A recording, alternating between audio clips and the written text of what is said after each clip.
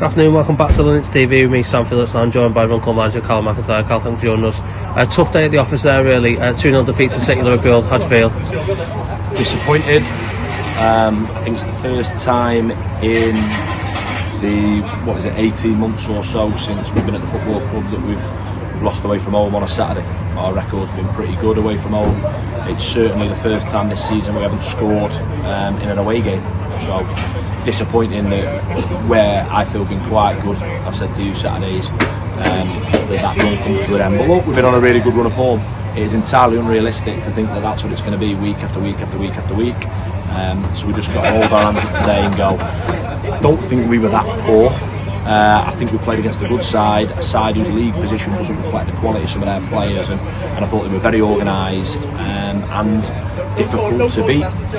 For us, there's games this season where I'm coming out and thinking, wow, that was a bit of an eye-opener. Not the case, so we'll take our defeat, first time in 5-6 games or so that we drop points, and we'll move on to next week.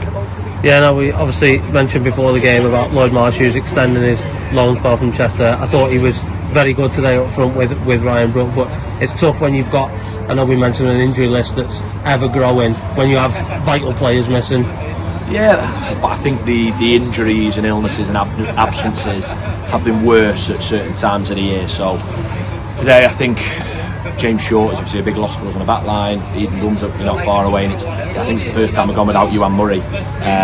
Certainly this season, in the last 29 games, who I think was named on a team sheet a little bit optimistically yesterday, just not well. And I think he deserves massive credit over the last few games. To be fair to the lad, that he's just played through niggles and stuff like that, and he's just not well enough to play. And just to clarify that, because I think with him being on the bench and stuff like that, but we had a team today that I thought strong, and between the boxes we've created enough chances in the second half to do more with, but we just can't concede goals like that in those moments in the game. So I thought they started better than us, so to go 1-0 down after you feel like you've almost not weathered a storm but been on the back foot's disappointing. We regrouped, changed shape, and I thought that helped us. I thought we went to a back three, 2 wing backs, made their full backs have to make a decision, and obviously we were able to keep our 2 centre forwards high and get James Steele in that hole to run off and try and overload their centre halves. But if you are going to give a penalty away in the 46th, 47th minute, ultimately you're 2-0 down at half time, and it's a very different game. So we'll take the disappointment, not overreact. Everyone can overreact if they want, we won't, and we'll work towards 2 more away games at Ramsbottom and Colne over the next 10 days. Yeah, now you mentioned we move on to Ramsbottom, when we said about the injury list. Is there a chance that injury list is going to dwindle now, or are we still at the same point we were today as we are next week? I think you've got to be careful that it almost sounds as if injuries are more